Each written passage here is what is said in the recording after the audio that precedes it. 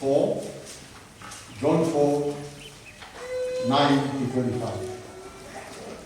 John 4, 9 to 25. And I read. The Samaritan woman said to him, "You are a Jew, and I am a Samaritan woman.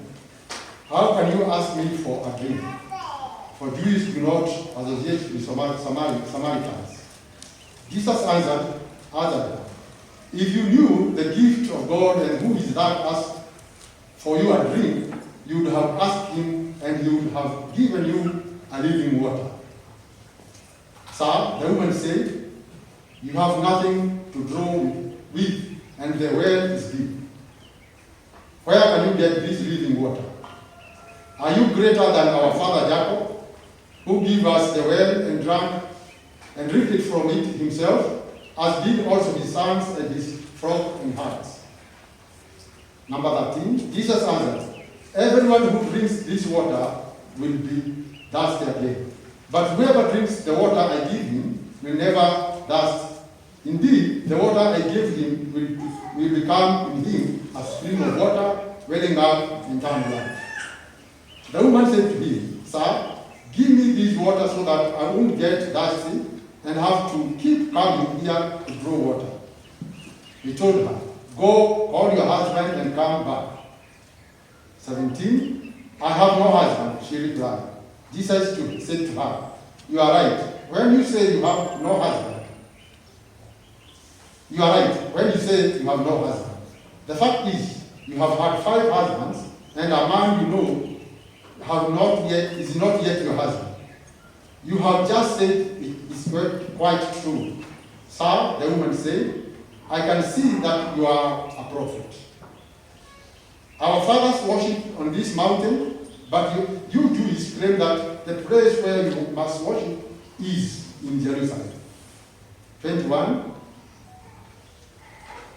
Jesus declared, "Believe me, woman, a time is coming when you will worship the Father neither on this mountain nor in Jerusalem. Your Samaritans worship what you do not know. We worship what we do know, for salvation is from the Jews. Yet a time is coming, and has now come again.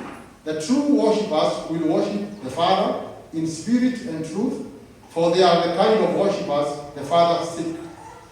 God is spirit, and his worshippers must worship in spirit and in truth." 25 is the last. The woman said, "I know that Messiah, called Christ, is coming. When he comes, he will explain everything to us." And that is the end of the fasting.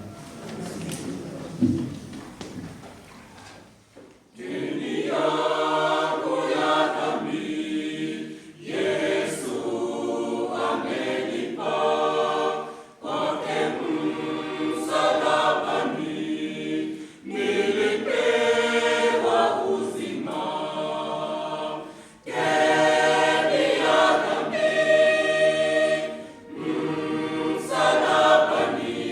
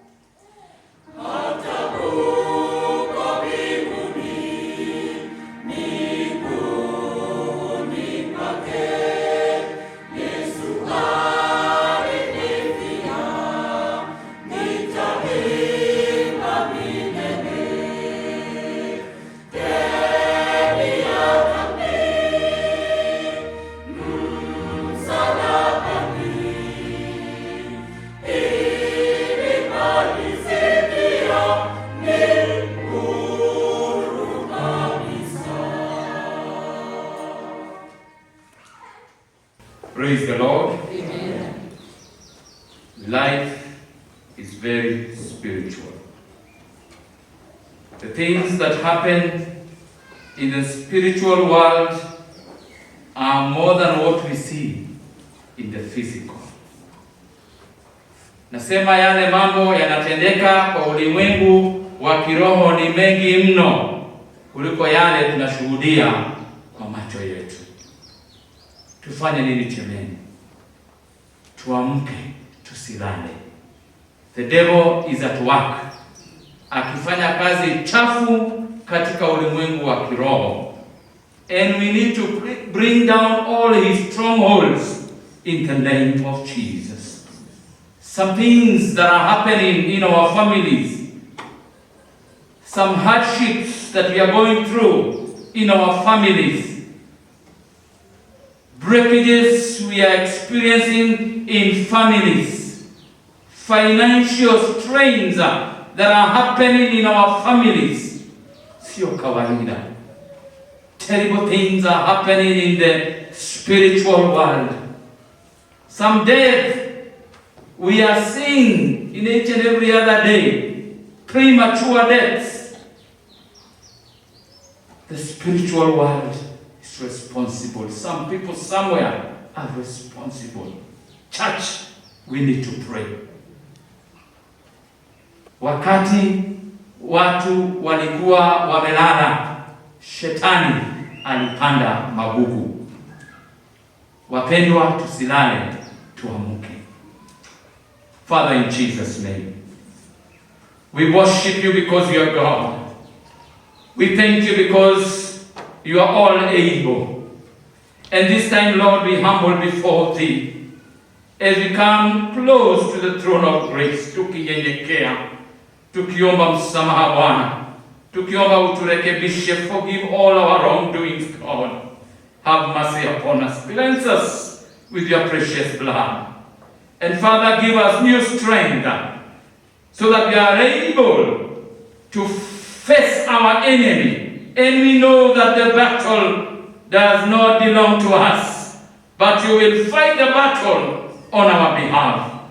And this time, Lord, we take power and authority against all the works of Satan. In the spiritual world, we bring down all his strongholds now. In the mighty name of Jesus. Father, we seal our families with the edge of the blood of Jesus.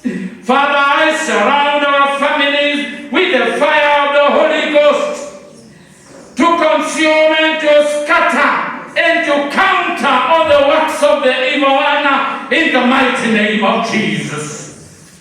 Those meetings that have been held now, I bring a total confusion now. In the mighty name of Jesus. King of all the glory, I declare Emmanuel a place that has been surrounded with the precious blood of Jesus, and the enemy cannot penetrate us in the mighty name of Jesus. Father, have your way this morning. Bless these families that are represented here this morning. Destroy all those works of the evil one in the spiritual world.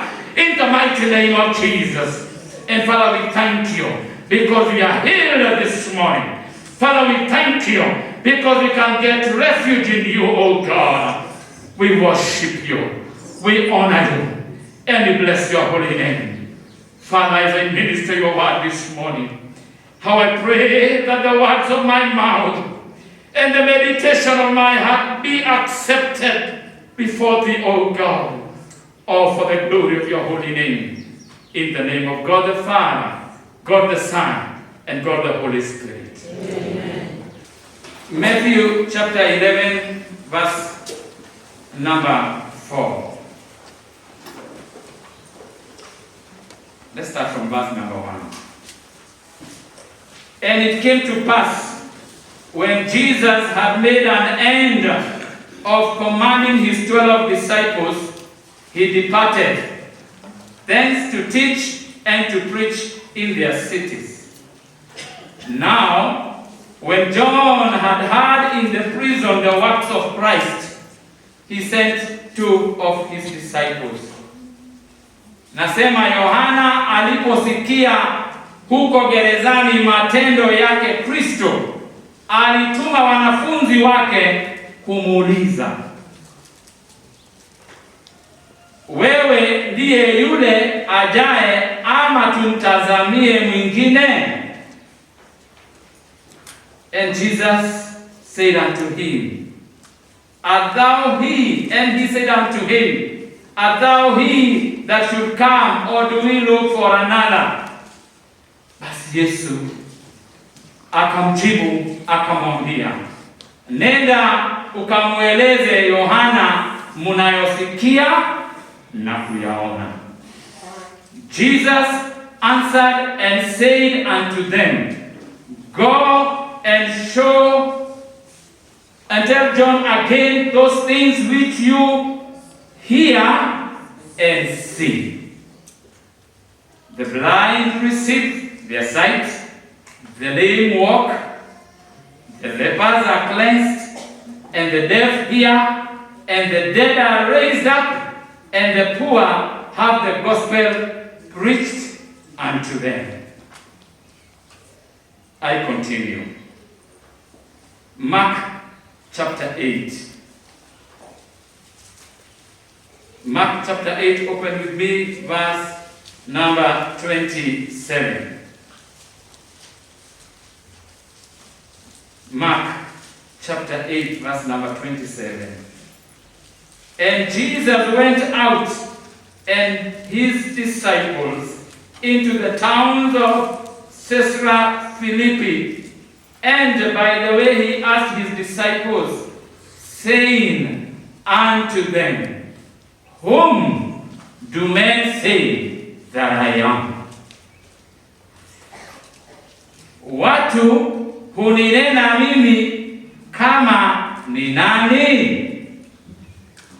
This morning we have had a beautiful reading from our brother Githuku from John chapter 4, from verse 9 through to 25.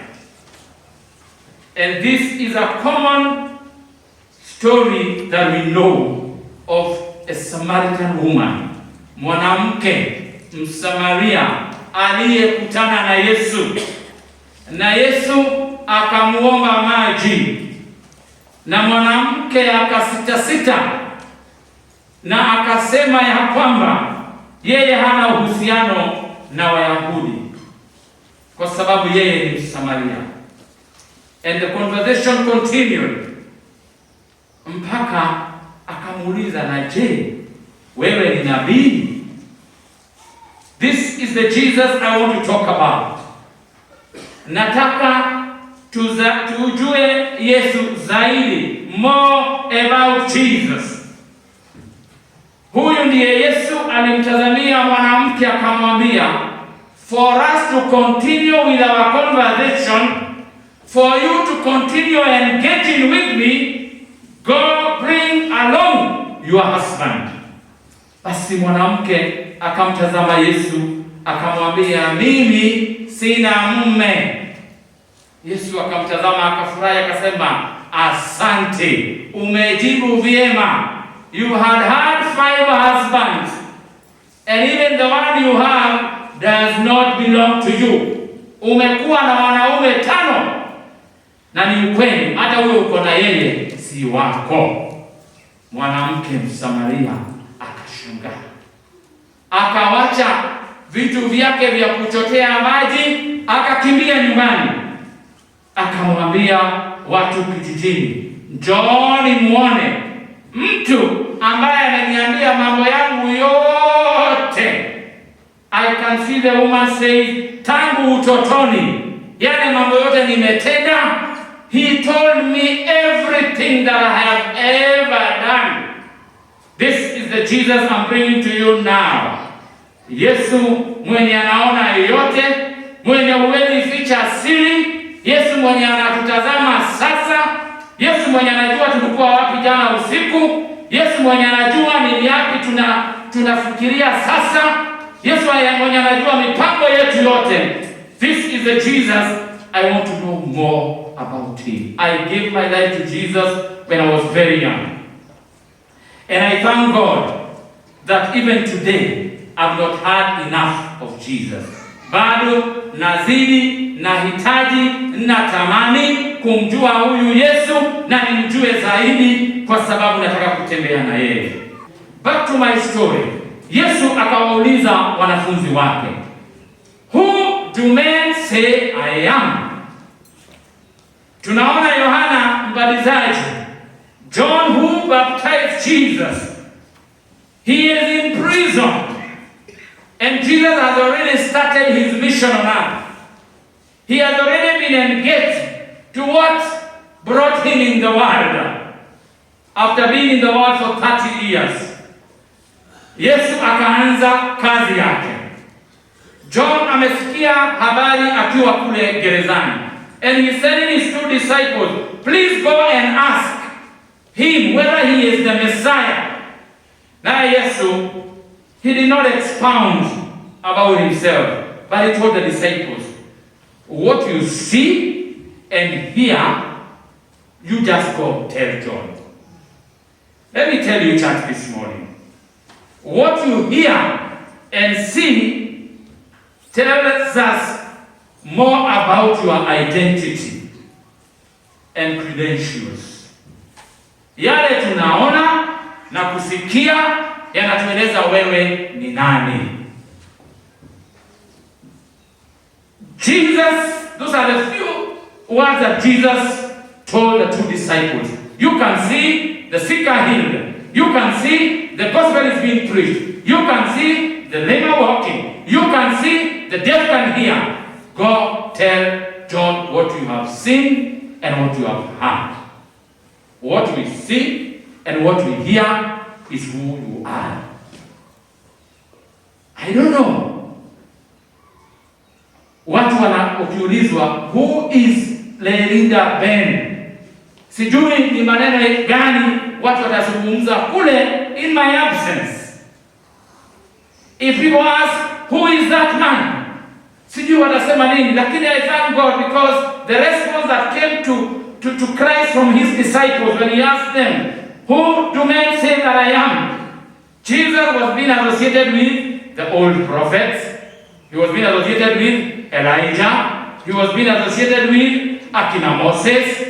Because that is what the disciples say. Other people say, you are Elijah. Others are saying, you are Moses. Others are saying, you are one of the old prophets. And they continue giving those responses. But Jesus wanted to know, who do people say that he is? And this morning, I want to know more about Jesus. I want to know who Jesus is. And I will tell you that Jesus, you can only know Jesus by making this book your friend. If you make the Word of God your friend, you are able to know more about Jesus. We cannot exhaust the topic of who Jesus is, because Jesus is God. Jesus is begotten, the only beloved, only Son of God. Jesus is part of the Trinity. We got God the Father, God the Son, God the Holy Spirit. This is the Jesus I'm talking about. Jesus who has been exalted above every other name. Because Jesus is the name that is above every other name. Philippians 2, verse 9 to 11. That therefore God has highly exalted him, and he has given him the name which is above every other name, that at the name of Jesus every knee should bow, of those in heaven and of those on earth and those under the earth, and that every tongue should confess that Jesus Christ is the Lord, to the glory of God the Father. Jesus, the name that is above every other title. You know, sometimes I imagine the big titles I know of. Sometimes I imagine the big names that have been mentioned. And sometimes you tremble. But I want to tell you, saying there's a name that you need to tremble and fear, is the name of Jesus. Because Jesus is above all those titles. Jesus is above anything that you can imagine of. He is the King of Kings, Lord of Lords. He is the Creator and the Preserver. And He is able to bring everything to a standstill. Yes, He has done it, and He did it, and He can do it even now. Because He is God. Praise the Lord. I can remember just the other day when Corona came in, everybody was like, the world has come to an end. That is what God can do.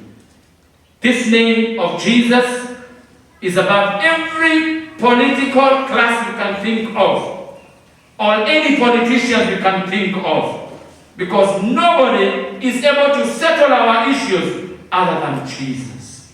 He is the only one. You know, sometimes I listen to the politics of the day, and we have just forgotten that the other day we had clashes. I've not heard any politician say wale walinyang'anywa shamba Rift Valley wamerudishiwa kwa sababu tumeleta umoja. I've not heard anyone say wale ambao wamekuwa hawalipi nyumba Mathare North and Kibera, sasa mtoke kwa nyumba za wenyewe zianze kulipwa. Sijasikia. It's only Jesus who is able to console those people who are chased away and give them new land. It's only Jesus who can console those developers whom their houses are still occupied and they are not receiving anything. It's only Jesus who can make something new in their lives. Jesus is the solution of everything. Not anybody else. Name them. Nobody. They are just pretenders. And I can tell you that Jesus is true. He is the Creator. He is everything. I want us very fast to turn to the book of Colossians 1. Colossians 1 from verse number 12. Jesus is the owner of all things. Colossians chapter 1, I begin to read from verse number 12. Giving thanks to the Father who has qualified us to be partakers of the inheritance of the saints in the light. He has delivered us from the power of darkness and conveyed us into the kingdom of the Son of His love, in whom, that is Jesus, we have redemption through His blood, the forgiveness of sins. He is, that is Jesus, He is the image of the invisible God, the firstborn over all creation. For by Him all things were created that are in heaven and that are on earth, visible and invisible.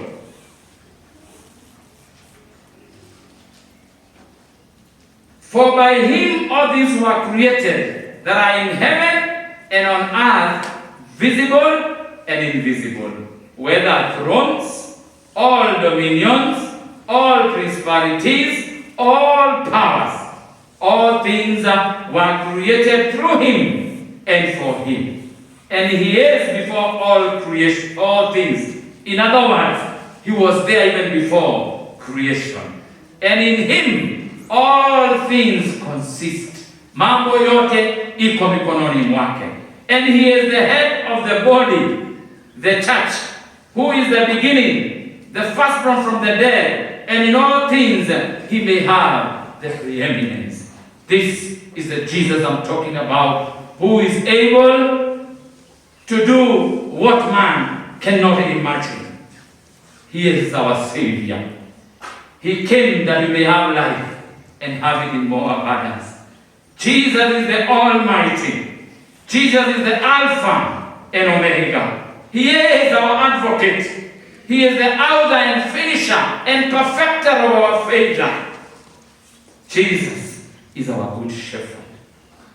I thank God because David was a shepherd one day. And when he's talking about God being his shepherd, he knew the work of a shepherd. A shepherd can never, ever abandon the flock. But any other person could and can. So David, talking about God being his shepherd, he well understood what it takes to be a shepherd. And so when he says he does not care, as long as he is under God, he is under the care of God, he knew that God will take care of all his battles, all his enemies, because he was a shepherd himself, and he could kill lions, and I'm sure the goats and the cows did not know or realize there was an enemy that was about to finish them. Na Daudi amekimbia kule, amemalizana na simba, amemalizana na wanyama wote, alafu anakuja anaendelea kuchunga kondoo za baba yake. Praise the Lord. God being your shepherd, you need not to worry. God being your shepherd, you need not to worry about those people who think that they know witchcraft than anybody else. You need not to care about them, because the edge that is surrounding you, they cannot penetrate. Praise the Lord. The shepherd is taking care of that.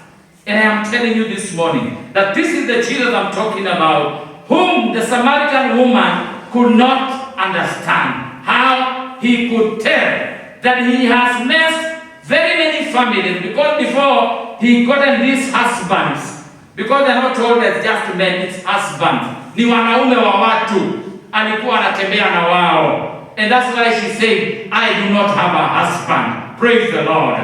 Jesus told and spoke to this woman and told her, yes, it is true, you do not have a husband, but I am here to help you, to give you water, living water, because I can see everything. This morning, I was trying to think about this woman, and I was imagining, huyu mwanamke alikuwa ameharibu boma ngapi? Alikuwa ametembea mpaka wapi? Na sasa alikuwa amepanga kuharibu zingine ngapi? God have mercy. That when we claim to know Jesus, when we come to his sanctuary, tutambue ya kwamba he knows what we are doing, and it is not pleasing in his eyes. He understands, and he can see, and he can tell.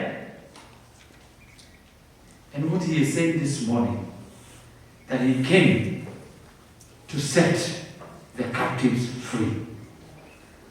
We are under bondage of sin. We need to be set free. The world is coming to an end. The signs are already there.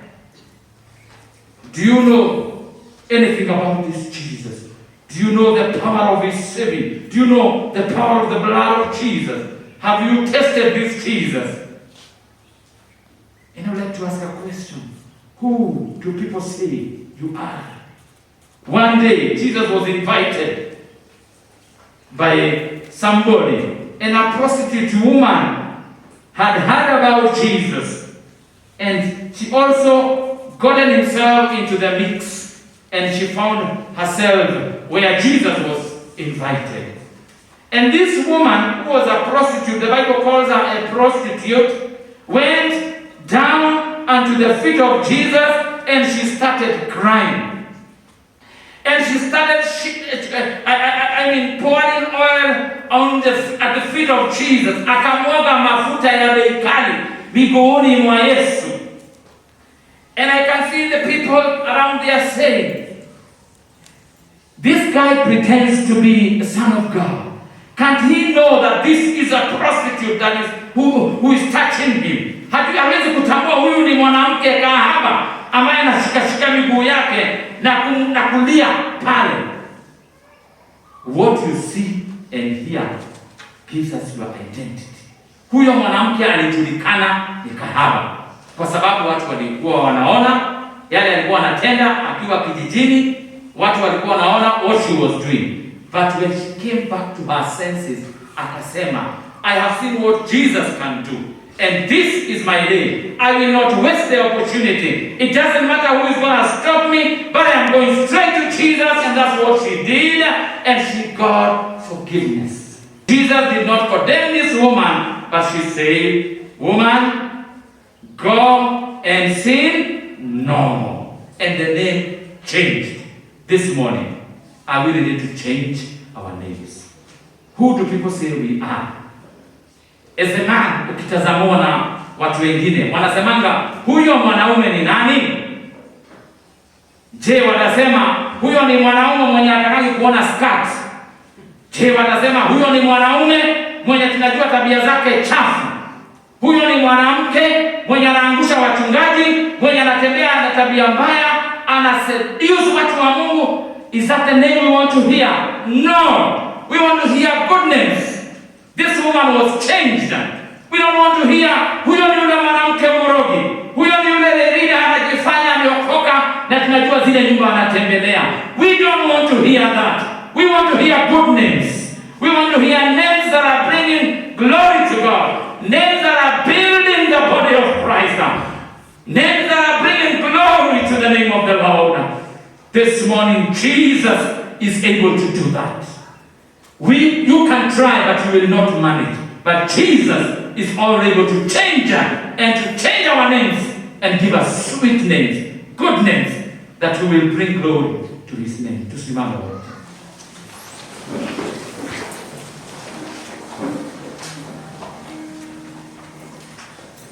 Peleleza moyo wangu Bwana, peleleza moyo wangu, peleleza moyo wangu Bwana Yesu,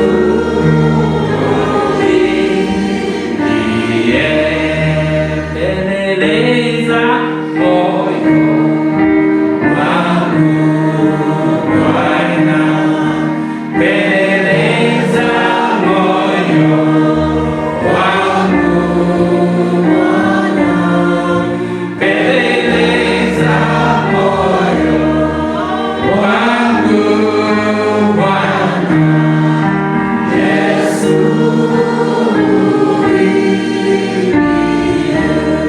Jesus is the way, the truth, and the life. He holds the key of our destiny. Jesus holds the key of changing who you are, who I am this morning. Jesus, the name that is above every other name, the name that every those high kings must bow.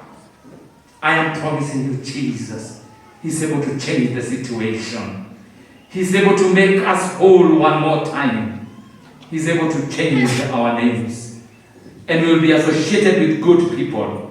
Jesus was associated with people like Elijah, people like Moses. He was associated with good old prophets until Peter told Jesus, "You are the Son of God." And Jesus looked at Peter and told him, "Flesh and blood cannot allow you to say what you've just said. This is a revelation you've gotten from God." Can we receive a revelation this morning? And we understand who Jesus is and what He's able to do in our lives. And we shun all the works of darkness, because at the end of it, we will cry. If you continue walking in darkness, if you continue looking for powers elsewhere, one day you'll cry and you'll make others cry. Not just you and the generations to come. Choose Jesus. Remain blessed. Father, in Jesus' name, we thank you so much this morning, because you've not hidden anything from us, because you went straight to the point when you were addressing the Samaritan woman, and you told her everything that she had ever done.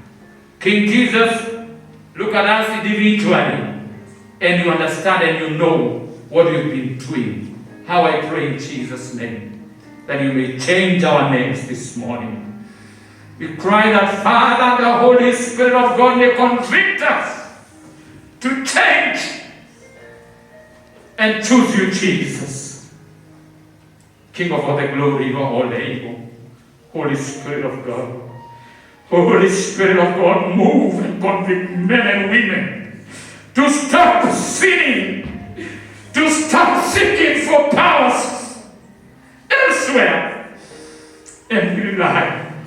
upon your power. Jesus, have mercy upon us. Jesus, have mercy upon us. You told the Samaritan woman that a day is come when we no need to go to worship in Jerusalem, but them that will worship you, God, will worship you in spirit and in truth. How I pray that truth may prevail in Emmanuel Church. How I pray that truth may prevail in our midst. And we shun all works of wickedness in the mighty name of Jesus. Those who practice witchcraft, deal with those people, oh God. Help them to change their names, because even if they do not change, God, you are a consuming fire. You will consume them if they don't change. Change in Jesus' name. King of all the glory, have mercy upon us and make us whole and change our names. Father, we want to walk with you. Father, we choose to follow you. We choose to know more about you, Jesus. We choose to make this Holy Bible our friends. Our friends, that we may know more about you.